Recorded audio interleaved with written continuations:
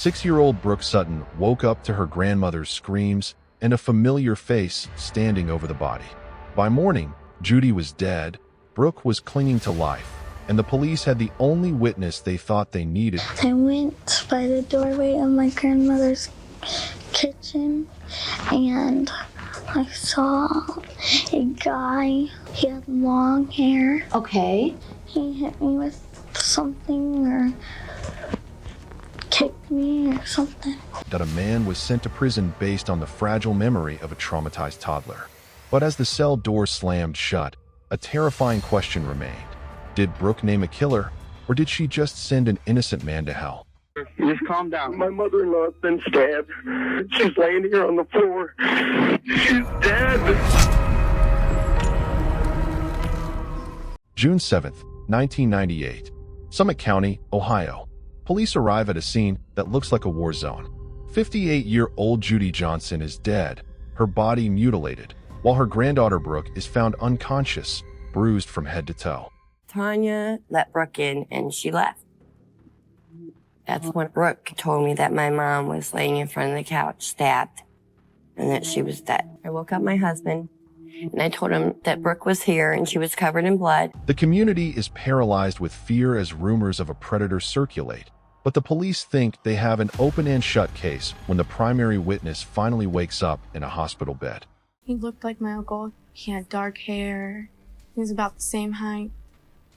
And that's the only person I could think that he looked like. The community is paralyzed with fear as rumors of a predator circulate, but the police think they have an open and shut case when the primary witness finally wakes up in a hospital bed.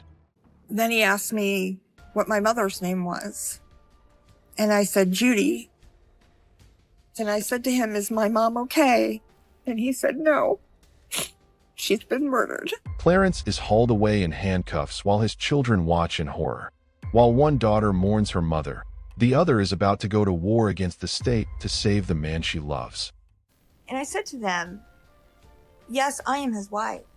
And yes, I know that some women do stand up for their man and lie for them.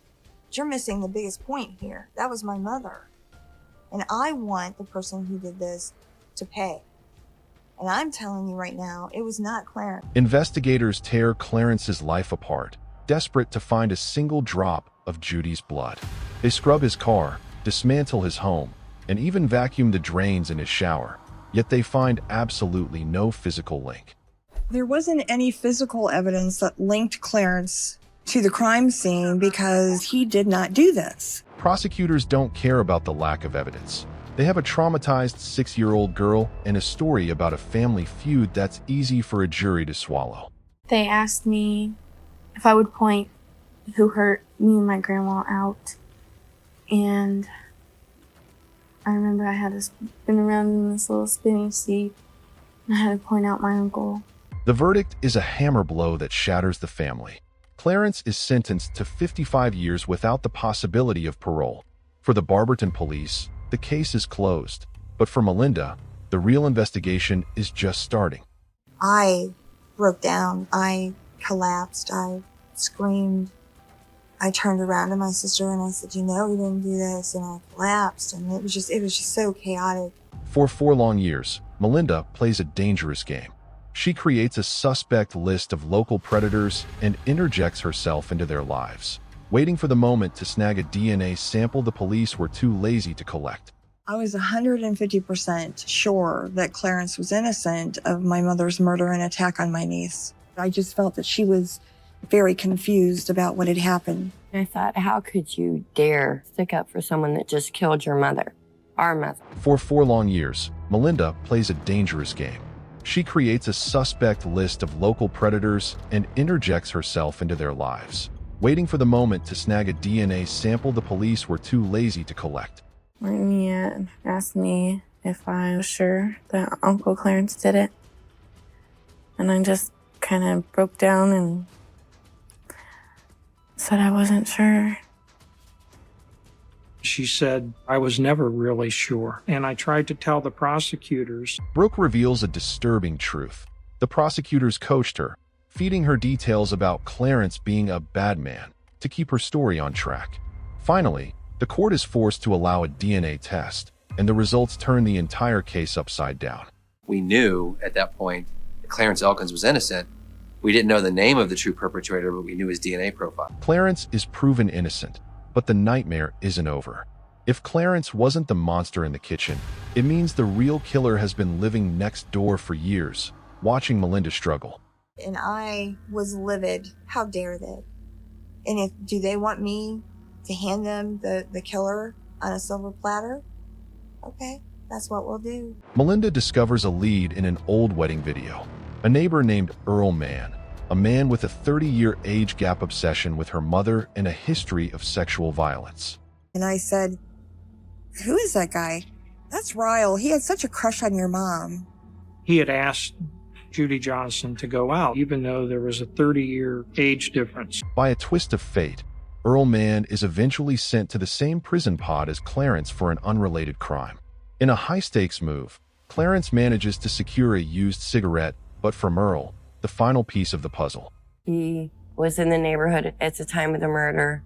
Also, his roommate told me that he had marks all over his back and stuff, and it looked like fingernail scratches. We knew that some kind of weapon had been used to cause the serious injuries to Judy Johnson.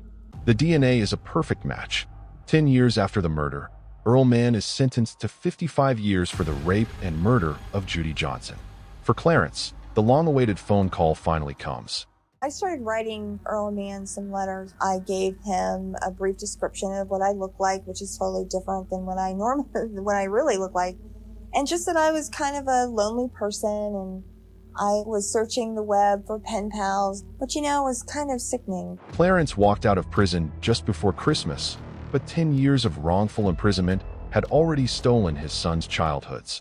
Come to find out that Earl Mann is actually in the same pod as Clarence, as the same housing pod, which probably consisted of 30 to 35 people. The freedom they fought so hard for ultimately cost them the very life they were trying to save together. The bitterness of lost time had seeped into the foundation of their home, turning their victory into a hollow shell. Remember what happened after that? You were probably sleeping. Okay. And then I woke up in the middle of the night because I heard someone screaming. I tried waking up my grandma and she wouldn't get up. Okay. And then I noticed that she didn't budge or anything. A little girl's confusion and a police department's tunnel vision stole 10 years of a man's life. Melinda saved her husband from a life behind bars, but she couldn't save their future from the wreckage of a broken system. The trauma had effectively become a third party in their relationship, a ghost that refused to leave until it had taken everything. That was our marriage. It's gone. To no fault. Right. State, The system didn't just take Clarence's freedom, it took the man he used to be, leaving only the memory of a family that was sacrificed for a mistake.